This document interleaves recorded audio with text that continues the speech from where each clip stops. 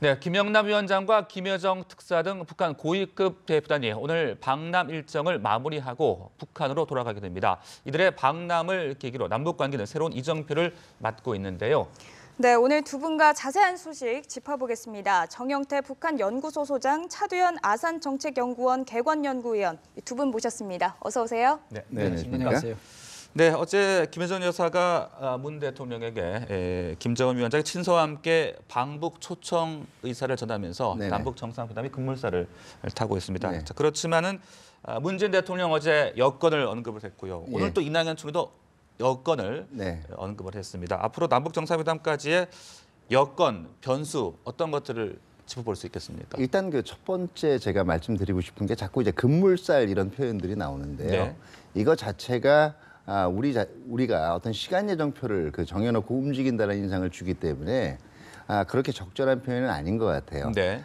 굳이 지금 남북 관계의 상태를 얘기를 하자면은요, 우리가 국 같은 것들을 이 냉동실에 꽝꽝 얼려놓지 않습니까? 이거를 나중에 데울 때 보면 밖에서는 이미 일단 물이 좀 끓기 시작을 하고 녹은 것처럼 보이지만 가운데 얼음은 그대로 남아 있단 말이에요. 네. 지금 여건 부분도 비유적으로 제가 말씀을 드렸지만 대통령께서 거듭 말씀하신 여건 부분도 이 부분들을 얘기하는 것 같아요. 이게 오히려 지금 핵심이거든요. 네. 그러니까 북한은 이 가까운 시일 내에 평양에 와줬으면 좋겠다라고 초청을 한 건데 사실은 이 메시지 안에는 뭐냐면 이미 북한은 핵 보유국이니까 그걸 한국이 받아들이고 같이 손잡고 한반도 평화로 나가자. 그러기 위해서 평양으로 오라고 얘기한 거고 대통령께서는 지금 근본적으로 한반도에서 긴장의 최대 원인 자체가 북한의 핵미사일 개발에 시작됐기 때문에 일단은 그 문제를 같이 풀 수 있도록 최선을 다하자라고 말씀을 하신 거예요. 네. 그러면서 이제 이 미북 간의 대화도 언급을 하신 거고요. 그런 입장에서는 사실은 이 두 가지가 단순히 여건처럼 마치 이제 이것만 빨리 해결이 되면 조속히 진행이 된다라는 가정하에서 진행을 하다 보면 결국은 이걸 굉장히 사소한 걸로 이게 두 가지가 핵심이에요. 비핵화에 관한 북한의 성의 표시. 네. 그다음에 비핵화라는 북한의 비핵화 성의와 그 진정성에 대한 걸 얼마만큼 남북한 관계에서 우리뿐만 아니라 미국이나 나머지 유관국들도 의미 있게 받아들이느냐. 네. 이게 그렇게 만만한 문제는 아니에요. 이제부터 이 실타래를 풀어나가기 위해서 더 노력을 해야겠고요. 그렇기 때문에 지금부터 벌써 이제 이게 됐기 때문에 나머지는 일사천리일 거다. 네. 이 접근은 오히려 우리 전반적인 전략적인 접근에서 상당한 제약적 요인이 될 수가 있어요. 네, 아직까지 급물살이라고 표현하기에는 좀 넘어야 할 산이 많다. 네, 그런 그렇습니다. 말씀이셨는데 소장님은 어떤 점을 앞으로의 중요 변수로 꼽고 싶으십니까?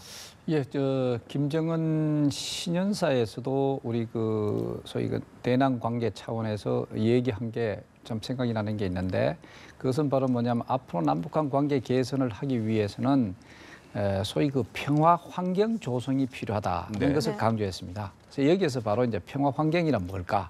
이렇게 봤을 때 첫째 우리 정부가 소위 이제 북한의 핵 문제 때문에 소위 이제 비핵화 그것 목표를 달성하기 위해서 유엔 안보리의 대북 제재에 적극적으로 참여를 하는 이 문제. 그 다음에 또 이 경제적 제재 외에도 미국이 직접적으로 이 군사적 옵션 이것을 이제 사용할 수 있을 가능성과 동시에 소위 한미연합 군사 훈련이 전개되는 또 앞으로 또 전개되겠죠. 이런 어떤 활동들 여기에 대해서 어느 정도 우리가 좀 전향적인 메시지나 혹은 전향적인 조치를 취할 수 있을까 하는 데 따라서 이 평화 환경이 어느 정도 조성이 됐다 안 됐다 이래 판단할 가능성이 큰 것 같아요. 자 이렇게 본다면은 네. 사실상 앞으로 우리가 매끄럽게 소위 이제 남북 정상회담이 전개되기 위해서는 이러한 통일 환경, 평화 환경과 관계되는 네. 이런 문제들이 앞으로 우리가 어떻게 전향적으로 해 나갈 수 있을까 하는 데 있어서는 좀 여러 가지 어려움이 있겠다 하는 생각은 사실 듭니다. 네, 비핵화 또 평화적 환경 등을 네. 말씀해 주셨는데 네. 어제 대통령과 대표단의 회동에서도 비핵화라든지 그런 좀 민감한 부분들 언급이 되지 않았던 것으로 알려지고 있고 네, 그럴 수밖에 없어요. 네, 오늘 이낙연 국무총리와의 오찬 회동에서도 그런 문제까지는 좀 언급되기는 어려웠다 이렇게 봐야 되겠죠. 당연히 그렇죠. 예. 어제 자리에서 거론이 되지 않았으면 오늘 그거를 거론할 계제는 아니고요. 그러니까요. 북한도 아마 거기까지 어떤 그 이 구체적인 협의를 진행할 준비는 하고 오지 않았을 거예요. 네. 더더구나 아무리 그 김정은의 복심이라고 해서 자기 동생을 보냈다라고 해도 북한은 결국 최종적인 결정은 최고 지도자가 합니다. 거기서 물론 이 밤 사이에 나름대로 통신 장비를 통해서 평양으로부터 훈령을 받는다라고 하더라도 그 짧은 시간 내에 그걸 갑자기 진행시키는 어려운 것 같아요. 그러니까 뭐 어제 지금 청와대에서 이 오찬이 있은 이후에 굉장히 많은 전망들이 쏟아져 나오더라고요. 이산가족 상봉부터 이게 뭔가 또 다른 굵직한 약속을 하고 가지 않겠느냐. 근본적으로 그게 가능한 구조는 아니에요. 그러니까 결과적으로 평양은 아마 어제로서 자기네들이 내보일 수 있는 우리 카드는 이게 있다라를 다 보여준 거고요. 네. 이제는 차분하게 일단은 중요한 하나의 이 첫걸음이 띄어졌기 때문에 차분하게 실질적으로 우리 스토리대로 북한은 그 핵보유국을 인정을 하는 것이 한반도의 평화환경 조성이고 남북 평화의 길이라고 보고 있지만 우리 스토리라는 건 결국은 북한이 비핵화와 관련된 진전된 움직임을 보여야 된다는 거 아니겠습니까? 네네. 우리 스토리대로 북한을 끌어올 수 있는 그런 작업들에 이제 들어가야 되겠죠. 참 거기에 대해서도 지금 이제 물론 이제 이번에 김여정 소위 이제 김정은의 유일한 여동생으로 이제 이번에 특사로 왔지 않습니까? 또 특사가 친서를 갖고 왔습니다. 네. 이럴 경우에는 우리가 이제 친서에 있던 내용을 일단은 보겠죠. 그럼 본다면은 또 우리는 우리대로 화답을 해야 되는 것이죠. 화답은 이걸 해야 돼.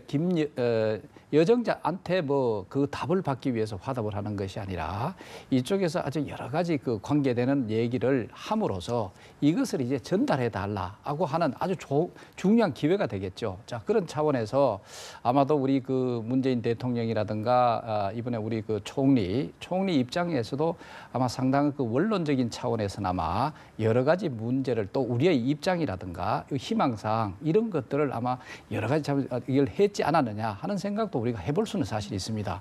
왜 그러냐면 여기에서 지금 김여정 특사하고 거기에서 답을 달라 이런 건 사실 안 되죠. 그럼 특사는 특사니까.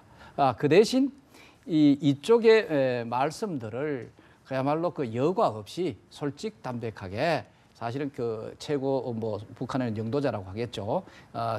김정은한테 전달해 달라고 하는 내용들은 다양하게 했을 수도 있겠다는 생각을 해볼 수가 그거는 있습니다. 당연한 네네. 얘기죠. 거의 공식적으로 이제 공개된 얘기에는 비핵화 이거 자체가 아니 그 거론되지 역할 않았겠지만. 자체가 특사라는 게 얘 결정하러 오는 게 아니잖아요. 그렇죠. 전달하러 왔으니까 그러면 내 말을 할 테니까 전해달라. 그러니까 이상 내야도 아니죠. 아마 저는 했을 거라고 믿어요. 공식적인 발표는 있지는 않지만 네. 우리 쪽의 관심사 결과적으로 방북이 성사되려면 비핵화 관련돼서 북한이 조금 더 성의는 자세도 보여야 되고 특히 이제 남북한 긴장 완화와 관련된 것들이나 인도주의적인 문제들도 우리가 바라는 바는 이렇다. 이런 네. 의사는 전달이 됐겠죠. 다만 이걸 구체적으로 지금 이 사안들을 어떤 일정을 잡고 협의해 나갈까 이런 얘기까지가 오가지는 않을 거란 얘기죠. 말씀하신 대로 이제 특사가 왔으니까 우리도 이제 대북 특사단을 파견하지 않을까.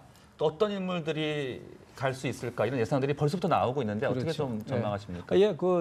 이쪽에 특사가 왔으니까 네. 또 거기에 대한 응답 차원에 있어서도 특사가 구성돼서 가는 것은 지극히 자연스러운 것이라고 볼 수가 있죠. 그러면 네. 그것이 어떤 특사냐 하는 데 따라서 논란거리를 만들 수도 있고 아니면 굉장히 전향적으로 우리가 앞으로 남북한 관계 개선을 통해서 우리의 목표인 북한의 비핵화 이것을 달성할 수 있도록 가느냐 하는 것은 그다음부터 하는 얘기고요.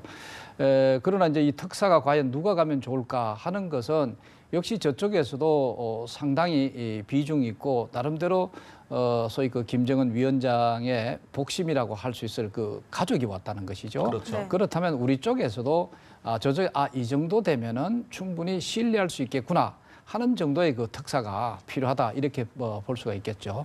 그렇다면은 우리 청와대에서 중요한 직책을 하고 있는 안보 수석도 좋고 그 다음에 또 실적으로 보다 더 저쪽에 확실성을 준다고 한다면은 우리 국정원장이 갈 수도 사실 있지 않겠느냐 여러 가지 그것을 봤을 때 이런 형태지 우리는 이래 가족적으로 네. 그런 보다는 정성적인 것을 보다는 실무적으로 믿음을 줄 수 있는 그런 인물이 될 가능성이 크지 않느냐 생각입니다. 그냥 원론적인 의미에서 화답의 형식으로는 그런 구성이 가장 이제 누구나 생각할 수 있는 대안이 될 거예요. 그게 네. 또 가장 무난한 대안이기도 하고요. 근데 거꾸로 이제 이게 과연 이 김여정의 이 방안에 대한 그 결과적으로 화답 형식으로만 보내는 거라면 가장 이 현재 대통령께서 신뢰할 수 있는, 그다음에 저쪽도 이 정도 인물이면 되겠다는 인물을 보내는 것도 좋을 것 같고요. 두 번째는 화답형 특사가 아니라 실질적으로 이제는 그동안 이 여건이라 지금 얘기한 이 여건 조성과 관련돼서 포괄적인 사항을 논의할 수 있는 특사라면 우리는 조금 다른 접근도 해볼 수 있을 것 같아요.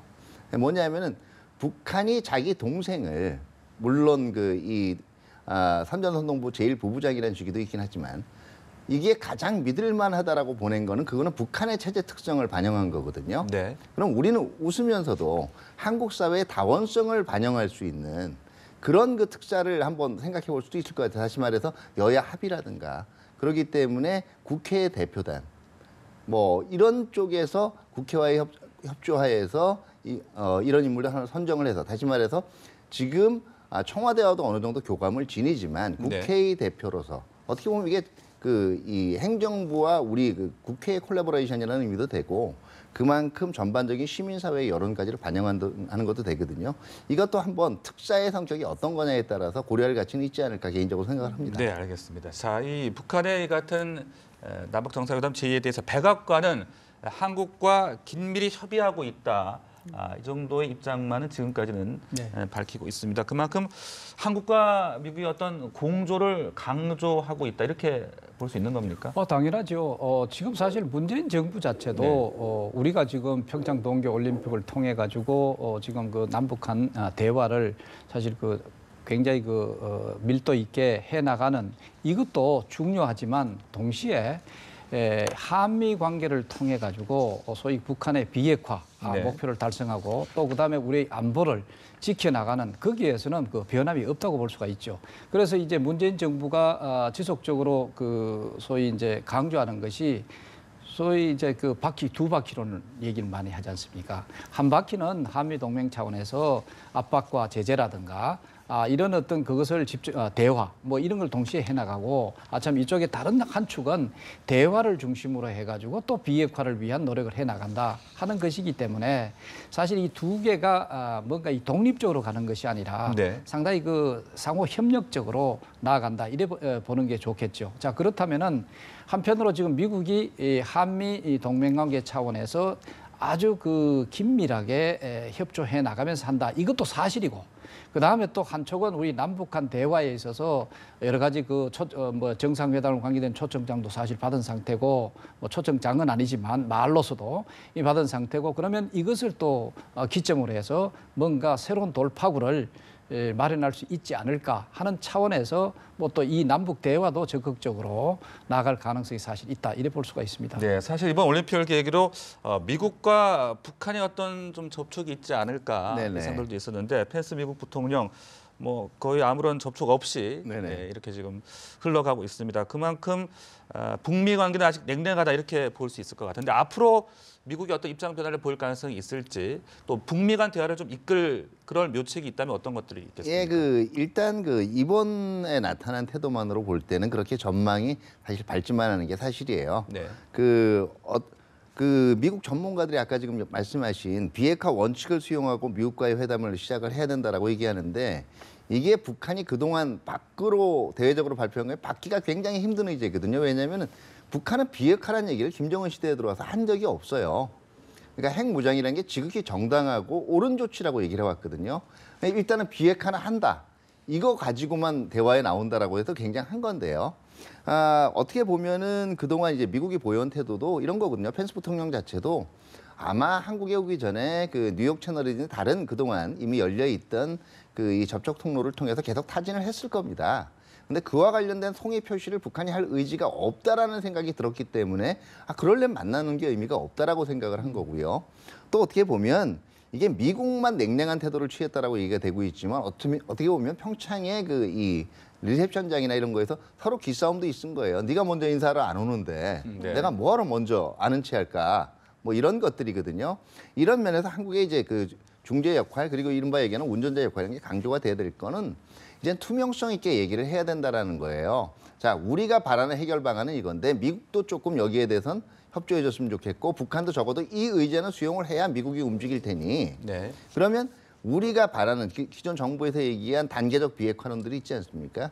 이 조건들하고 그동안 나머지의 이 기본적인 단계적 비핵화 원칙하에 서로 그 할 수 있는 카드들이 있을 거예요. 북한 같은 경우에 핵 미사일 실험 모라토리움뿐만 아니라 그 뭐 발사를 안 한다라고 해서 개발을 안 하는 건 아니거든요. 계속 그동안 정보위성이나 이런 걸 보면 새로운 무기 체계를 실험하고 있다는 건 보여줬단 말이에요.